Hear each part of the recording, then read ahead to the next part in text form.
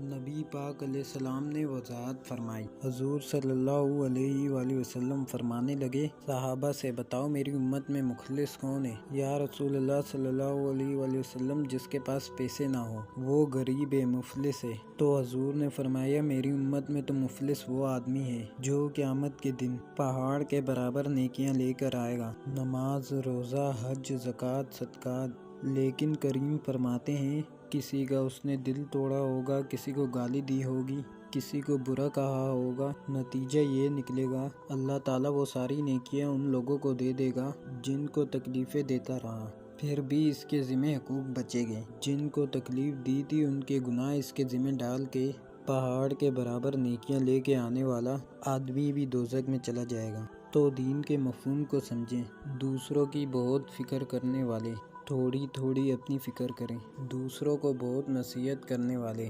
تھوڑی تھوڑی اپنے آپ کو نصیحت کریں، دوسروں کو بہت سمجھانے والے تھوڑا تھوڑا سمجھنا شروع کریں، دوسروں کو بہت قائل کرنے والے تھوڑا خود قائل ہونا سیکھیں، دوسروں پر بہت الزام لگانے والے تھوڑا اپنے آپ کو کٹہرے پہ کھڑا کریں، دوسروں سے بہت حساب مانگنے والے اپنا حساب کریں، اپنے آپ سے سوال کریں، کبھی اپنے ضمیر کی عدالت خود لگائیں۔